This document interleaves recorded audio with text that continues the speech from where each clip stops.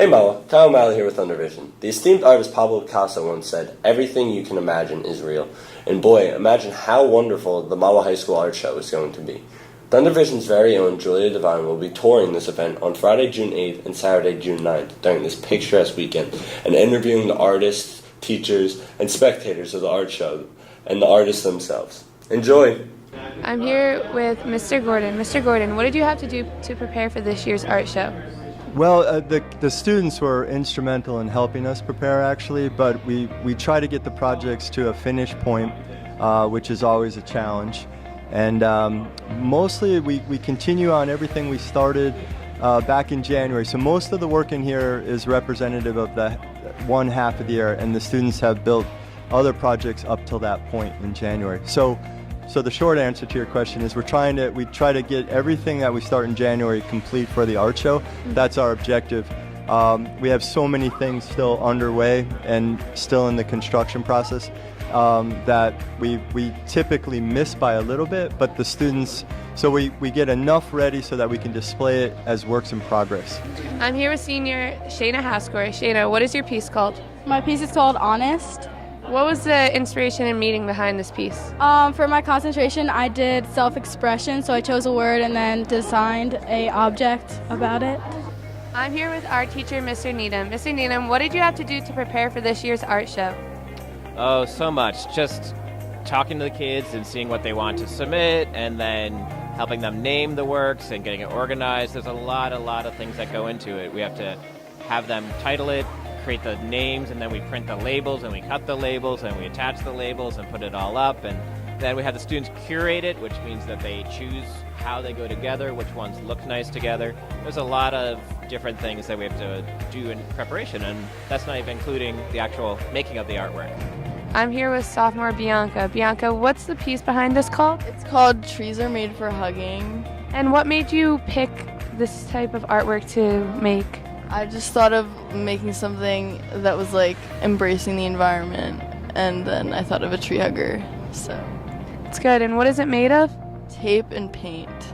What problems did you experience in preparing for the art show?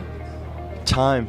Yeah, so woodworking, everything that you see in the art show is time consuming. Everything is, usually requires some level of meticulous attention and patience and process. So when you have a deadline, whenever you have a deadline, time presents the greatest challenge. I'm with senior Ranton. Ran, what is the piece behind this called? This is called The Beauty of Stress and Anger. And what is the meaning and inspiration behind this piece? So as a high school senior and just general being a high school student, I found that there's a lot of stress, and follows that is anger. And I found that given those two things, you can accomplish a lot, like school projects, like last-minute papers, and all that fun stuff. I'm here with sophomore Elizabeth Urbaniak. Elizabeth, what is your piece? My piece is a canopy that you could walk under, and it's also interactive. So someone could write a note here, and they could weave it through the sculpture since it's made with chicken wire. And what problems did you experience when preparing for this art show? Oh, just part of it's, okay, a kid will submit something and forget to actually put the label in, and then here's this artwork that we have to find the label. A lot of label stuff, and then just getting students to submit things to, sometimes people are too shy and they're like, oh, I don't want to show that, but kind of encouraging them to put the work in and take some time too. And how do you feel it turned out this year? Excellent. I'm thrilled this year. One of the things I look for is for every student to have success and every student to be able to get close to a potential in terms of their work, or even exceed their potential, and that's what I see. I see that every student has kind of risen to the challenge of the original project, and they've in many cases exceeded my expectations, and certainly they've all met my expectations, and I think that's good for them. I want them to be confident. I'd love them to come back or pursue craftsmanship in some capacity, as they move out of high school. Okay, thank you very much. Yeah. And how do you feel this year's art show turned out? I think it turned out great. We've got a lot of really great work. The AP Studio students really show a wide diversity in their work. The kind of styles that they have is really neat.